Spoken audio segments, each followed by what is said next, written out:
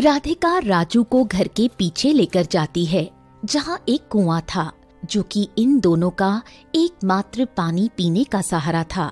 अब वो भी इतनी भयानक गर्मी के कारण सूख गया। इस कुएं से सिर्फ राजू ही नहीं, गांव के कुछ और लोग भी पानी लेकर जाते थे। लेकिन अब सबको गांव में बहती हुई एक नदी से पानी लेना पड़ेगा, जो गांव से थोड़ी दूर स्थित थी।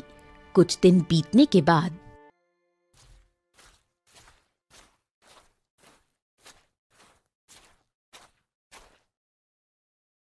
महाराज की जय हो, महाराज की जय हो। आओ आओ आओ मंत्री जी, और बताओ गांव का क्या हालचाल है। अरे महाराज, अब आपको हम क्या क्या बताएं। पिछले 10 दिनों से गांव में बहुत बुरी हालत हो गई है। अरे मंत्री जी, अब किस बात की समस्या है गांव में? हमने तो तुम्हारे कहने पर गांव में हर 5 दिन में अनाज बांटने का वादा दे तो दिया है। अब क्या समस्या है? अरे महाराज, ये तो बहुत छोटी समस्या थी। अच्छा, तो अब क्या हो गया हमारे गांव की प्रजा को?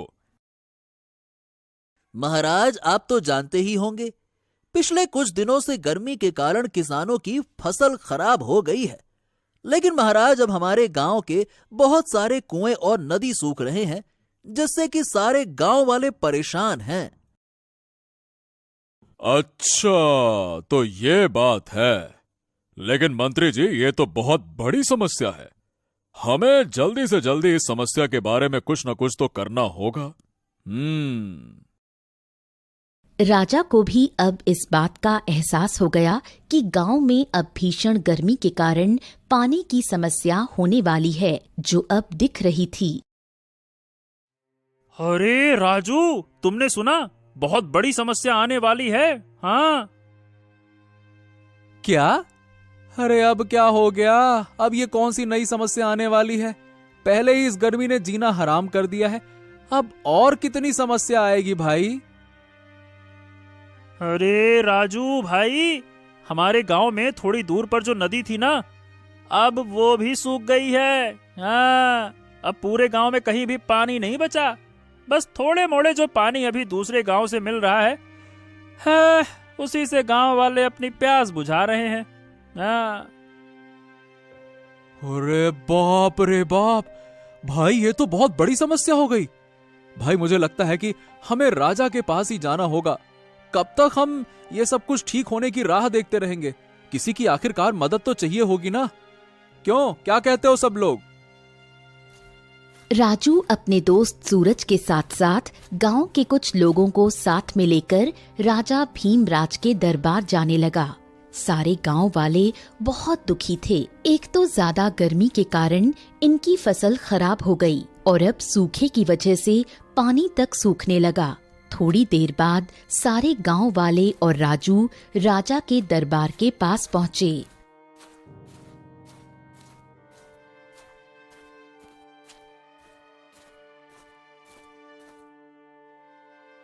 महाराज की जय हो, महाराज की जय हो।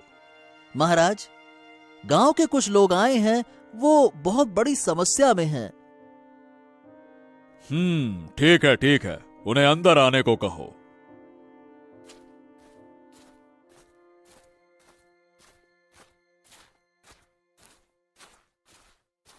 राजू और सारे गांव वाले राजा के पास आते हैं। तभी राजू बोलता है, महाराज, आप तो जानते हैं कि इस साल भयंकर गर्मी पड़ने के कारण हमारी फसल तो खराब हो ही गई, लेकिन अब इस गर्मी के कारण हमारे गांव में सूखे की समस्या भी आ गई है, जिसके कारण हमारे गांव की एकमात्र नदी, जिससे सारे गांव वाले पानी पीते थे, अब वो सूख गई है। महाराज, हमारी मदद करें, कृपया करके हमारी मदद करें महाराज।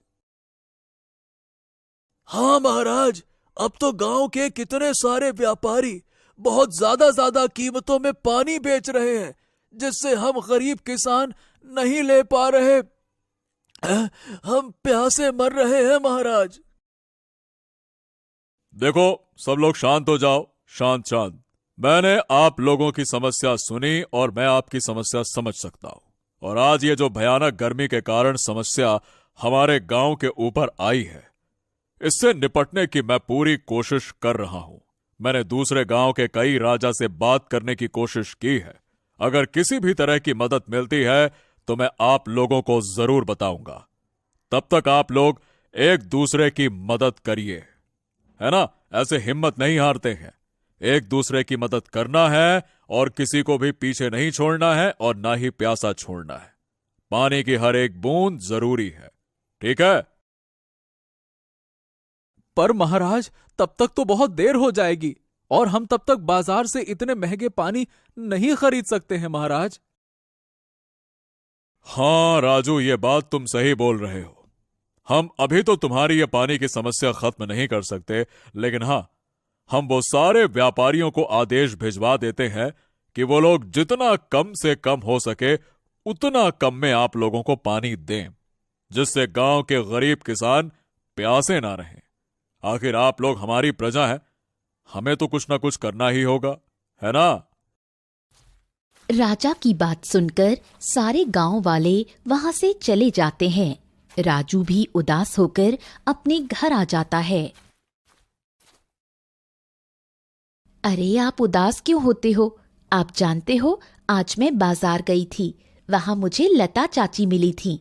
वो बोल रही थी कि इतनी गर्मी में फल खाने चाहिए, जिससे प्यास बहुत कम लगती है। हाँ। और राधिका, हमारे पास पानी खरीदने तक के पैसे नहीं हैं और हम फल कैसे खरीदेंगे, बताओ भला। हाँ, आप सही बोल रहे हैं। हे भगवान, क्या होगा हमारा?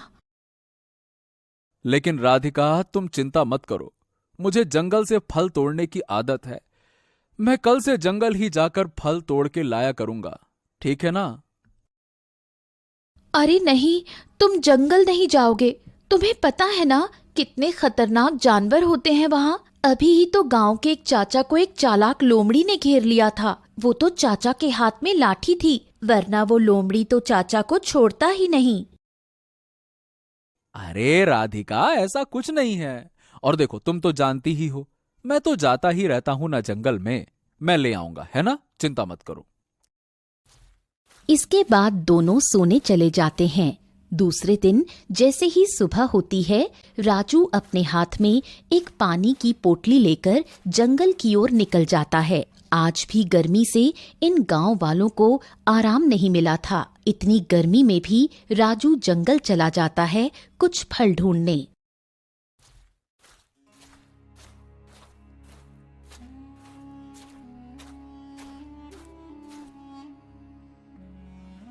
अरे बाप रे बाप, इतने अंदर तक आ गया, लेकिन अभी तक कोई ऐसा पेड़ नहीं दिखा जिस पर फल लगे हों। चलो थोड़ा और आगे चलता हूं, शायद वहां कुछ फल के पेड़ दिख जाएं।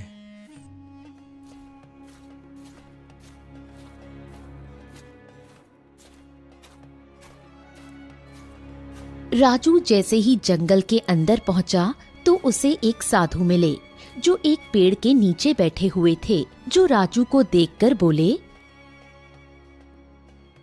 बेटा, थोड़ा पानी पिला दो। मैं कहीं जाना नहीं चाहता अभी, इसीलिए अगर तुम्हारे पास पानी हो तो मुझे पिला दो। तुम्हारी बहुत कृपा होगी। हाँ हाँ बाबा, क्यों नहीं। ये लो, थोड़े से पानी है मेरे पास, जो मैं अपने घर से आते वक्त ले आया था। ये लो बाबा। राजू अपना सारा पानी साधु को दे देता है और साधु भी राजू का सारा पानी पी लेते हैं। अच्छा, तो बेटा अब ये बताओ कि तुम अकेले इस जंगल में क्या कर रहे हो? अरे बाबा, अब मैं आपको क्या ही बोलूं। हमारे गांव में सूखे की वजह से पानी की समस्या हो गई है, जिससे हमारे गांव के लोग बहुत परेशान हैं। इसीलिए मैंने सोचा कि कुछ फल जंगल से तोड़ लाऊं, जिससे हमें थोड़ी राहत मिलेगी। अच्छा, तो बात ये है। ठीक है बेटा, तुमने मुझे अपना बचा हुआ पानी पिलाया है, इसीलिए मैं तुम्हें एक जगह के बारे में बताता हूं। अगर तुम वहां जाओगे, तुमको वहां कुछ अजीब सवाल मिलेंगे। अगर तुम उस सवाल का जवाब दे दोगे तो तुमको कुछ अच्छा मिलेगा वहां पे। साधु राजू को उस जगह के बारे में बता देता है। राजू भी साधु की बताई हुई जगह पर पहुंचता है। तभी राजू के सामने कुछ अजीब आवाज आने लगती है। तुम यहाँ क्यों आए हो और तुम्हें क्या चाहिए? मैं यहां कुछ करने नहीं आया। वो मुझे एक बाबा ने यहां भेजा है। मेरा कोई मकसद नहीं था यहां आने का। अच्छा ठीक है, अगर तुम यहां आ ही गए हो तो तुम्हें मेरे 2 सवालों के जवाब देने होंगे। अगर तुम मेरे 2 सवालों के जवाब दे दोगे तो तुम यहां से कुछ अच्छा लेकर जाओगे, और नहीं दे पाए तो तुम हमेशा के लिए यहीं कैद हो जाओगे। राजू इस जादुई आवाज को सुन थोड़ा सा डरा, लेकिन वो फिर अपना साहस दिखाते हुए बोला। ठीक है, पूछो क्या सवाल है तुम्हारे। मैं एक ऐसा जानवर हूं जो बहुत धीरे धीरे चलता हूं। मैं हमेशा अपने पीठ पर अपना घर लेकर चलता हूं। बताओ मैं कौन हूं?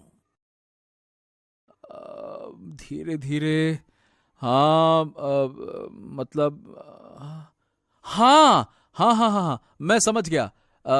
तुम एक कछुआ हो, है ना? हाँ, चलो ठीक है, तुमने इस सवाल का सही जवाब दिया। अब ये बताओ कि मैं रात में घूमता हूं और दिन में छिपता हूं। मेरा दिमाग तेज है और लोग मुझे चालाक जानवर बोलते हैं। बताओ मैं कौन हूं? दिन में, रात में।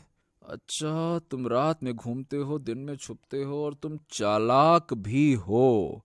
अरे हाँ, राधिका ने बोला था कि चालाक लोमड़ियां होती हैं। अच्छा, हाँ हाँ हाँ हाँ, तुम एक लोमड़ी हो। हाँ, लोमड़ी। राजू ने जैसे ही दोनों सवालों का सही जवाब दिया, वैसे ही उसके सामने एक लोमड़ी प्रकट हुआ, जिसे देख राजू बहुत डर गया। अरे अरे अरे अरे, ये क्या है? मैंने तो सिर्फ उत्तर दिया था कि तुम लोमड़ी हो। मैंने तुमसे असल में लोमड़ी तो नहीं मांगी थी ना। अरे मतलब, मुझे कुछ करना नहीं है। हाँ।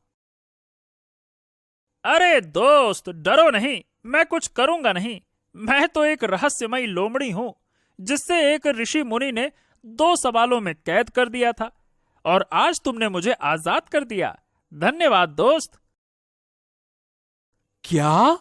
मतलब तुम बोल सकते हो, और तुम रहस्यमयी भी हो? अच्छा अच्छा अच्छा, ओहो, अब समझा। तुम्हें जिस बाबा ने कैद किया था, उन्होंने ही मुझे तुमसे मिलने के लिए भेजा और बोला 2 सवाल का जवाब दे देना। हाँ। तभी शाम होने को आई। राजू थोड़ा खुश लग रहा था, क्योंकि उसको एक दोस्त मिल गया था जिसने जंगल में से बहुत सारे फल राजू को दिए। लेकिन जैसे ही राजू इस लोमड़ी को अपने घर लेकर आया और राधिका से मिलवाया, तब अरे अरे, आप ये लोमड़ी के साथ क्या कर रहे हो? अरे हटो वहां से, वो तुम्हें नुकसान पहुंचा देगा। अरे अरे अरे राधिका, ऐसा कुछ नहीं है। ये हमारा दोस्त है। हाँ, और तुम चिंता मत करो, ये हमें कोई नुकसान नहीं पहुंचाएगा। हाँ। नहीं नहीं, मुझे इस लोमड़ी पर बिल्कुल विश्वास नहीं है। तुम इन्हें यहाँ से जाने के लिए बोलो। राधिका इस लोमड़ी को देख बहुत डर गई, और तभी राजू राधिका को सारी बात बताता है, जिससे राधिका को अब विश्वास हो गया कि ये लोमड़ी कोई जंगली लोमड़ी नहीं, बल्कि रहस्यमय लोमड़ी है। दूसरे दिन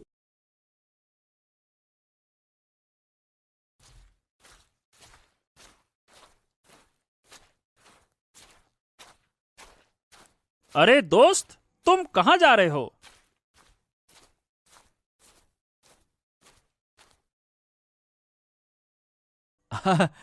मैं तो जंगल जा रहा हूं। तुम कल जहां वो पेड़ दिखाई दिए थे ना, वो फल वाले, हाँ वहीं पर। थोड़े आज भी कुछ फल ले आऊंगा। अच्छा ठीक है, तो तुम वहां जा रहे हो तो चलो, मैं भी तुम्हारे साथ चलता हूं। अरे लेकिन लोमड़ी भाई, अगर तुम ऐसे खुलेआम गांव में घूमोगे तो सारे गांव वाले तुम्हें नुकसान पहुंचा सकते हैं ना, हैं? हाँ राजू, वैसे तुम बोल तो सही रहे हो। अब तुम ही बताओ, मैं करूं तो क्या करूं? अरे करना क्या है लोमड़ी भाई, तुम एक काम करो, तुम अपने जंगल में ही रहा करो। अगर तुम्हें किसी भी तरह की समस्या हुई तो तुम कभी कभी मेरे घर आ जाना। अरे कभी भी आ जाना, मैं हमेशा तुम्हारी मदद करूंगा। हाँ।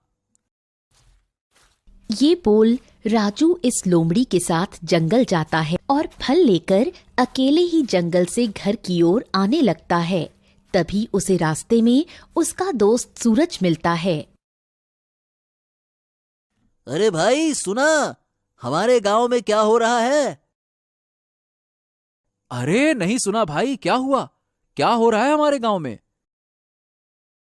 अरे भाई, गांव के कितने सारे गरीब किसान गांव छोड़कर जा रहे हैं। हाँ। क्या बात कर रहा है? अरे बाप रे बाप, ये तो बहुत बुरा हो रहा है। लेकिन राजा जी ने बोला था कि हमें जल्द ही कोई सुविधा देंगे, हैं? हाँ भाई, हम कल ही राजा जी के पास से आए हैं। अरे वो भी अभी तक कोई समाधान निकाल नहीं पाए, और राजा के इस बात को सुन सुनकर कई सारे किसान गांव छोड़कर जा रहे हैं। अरे बाप रे बाप, भाई न जाने क्या होगा हमारा इतनी गर्मी में। अब तो कुछ समझ ही नहीं आ रहा है कि करें क्या। चल ठीक है भाई, अपना ध्यान रखना, मैं चलता हूं।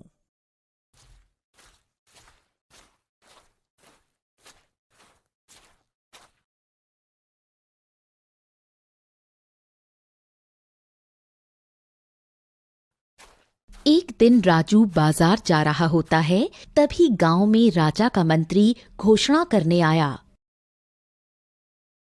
सुनो सुनो सुनो, गांव में सूखे के कारण सभी गांव वाले परेशान हैं। इसीलिए हमारे महाराज ने घोषणा करवाने को कहा है कि जो भी इस गांव के सूखे को खत्म करेगा या इस समस्या का समाधान निकालेगा, उसे महाराज बहुत सारे इनाम देंगे। सुनो सुनो सुनो। हे भगवान, अब ये क्या हो गया? अब तो समस्या और बड़ी होती जा रही है। राजू चिंता कर ही रहा होता है। तभी उसका दोस्त वो लोमड़ी राजू को परेशान देख राजू के पास आता है और राजू को चिंतित देख बोलता है। अरे दोस्त, क्या बात है, क्या हो गया? तुम इतने परेशान क्यों लग रहे हो?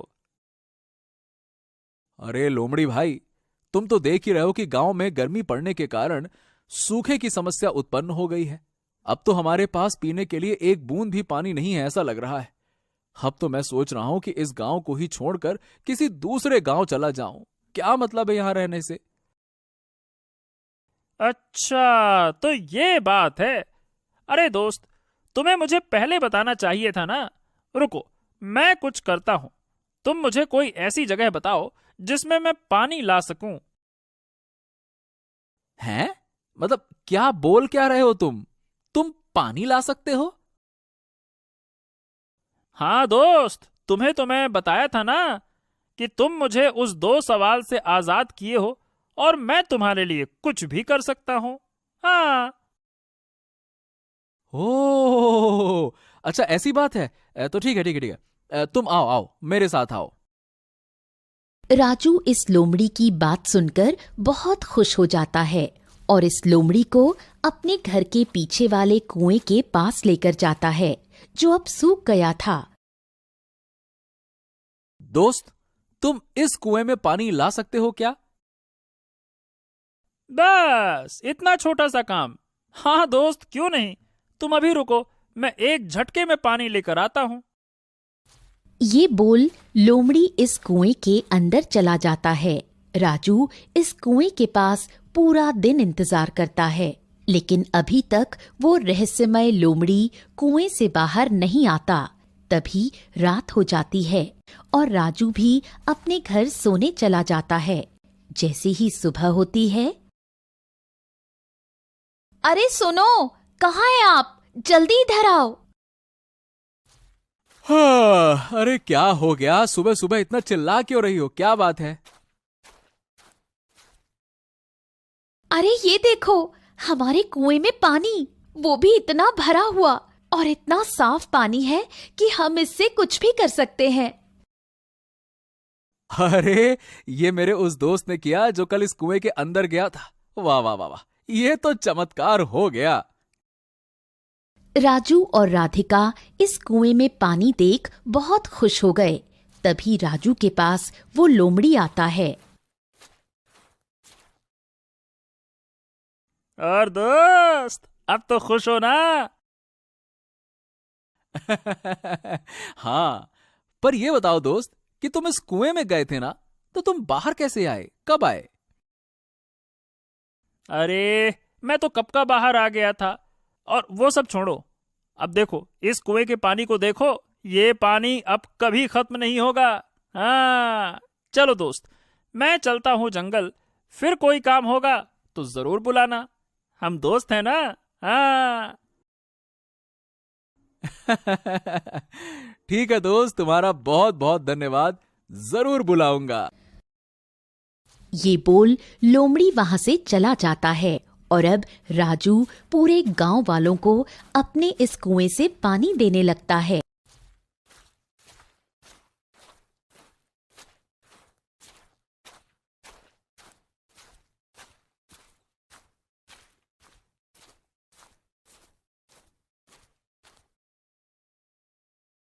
पिताजी, मैं बाहर जा रही हूँ अपने प्यारे से दोस्त सोनू के साथ। कुछ देर में वापस आ जाऊंगी। ठीक है बेटा राजकुमारी अन्वी, लेकिन मैं तुम्हारे पीछे कुछ सैनिकों को भेज देता हूं, वो तुम्हारी रक्षा करेंगे। नहीं पिताजी, आपकी बेटी बहुत निडर और मजबूत है। भला मुझे किसी की रक्षा की क्या जरूरत? और वैसे भी मैं बस कुछ ही दूर जा रही हूँ, जल्दी ही वापस आ जाऊंगी। अच्छा, चलो ठीक है, आप जा सकती हैं, लेकिन आप जल्द ही वापस आएंगी, ठीक है ना? क्योंकि हमें आज शाम तक राजा विश्वनाथ जी से मिलने जाना है। ठीक है पिताजी, चल आ सोनू, चलते हैं। राजकुमारी अन्वी अपने पालतू कुत्ते सोनू के साथ जंगल की सैर पर निकली। जंगल की ठंडी हवा और शांत माहौल उसे बहुत भाता था। सोनू देखो, ये जगह कितनी सुंदर है, कितना सुकून है यहाँ। वाह, आज लगता है कि राजमहल से अच्छा ये प्यारा सा जंगल है। यहाँ कितनी सुंदरता है।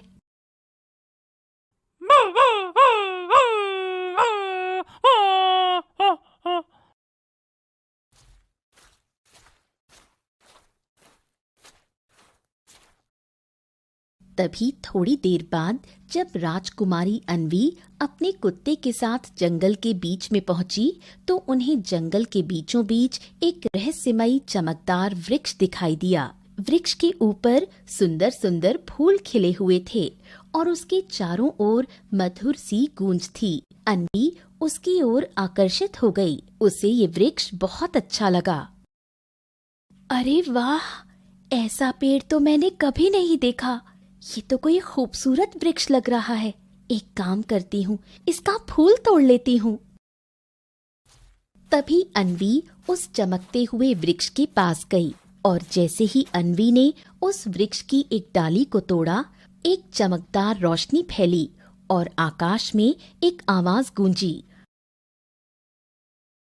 दुष्ट, तूने पवित्र वृक्ष को छेड़ा है। तुम्हें मेरे फूलों को तोड़ना था, लेकिन तुमने मेरे एक डाली को तोड़ दिया और मुझे परेशान किया। इसीलिए तुम्हें इसका दंड मिलेगा। अब तू तब तक एक पत्थर की मूर्ति बनी रहेगी जब तक कोई सच्चा, पवित्र और ईमानदार व्यक्ति आकर तुझ पर जल नहीं डालेगा।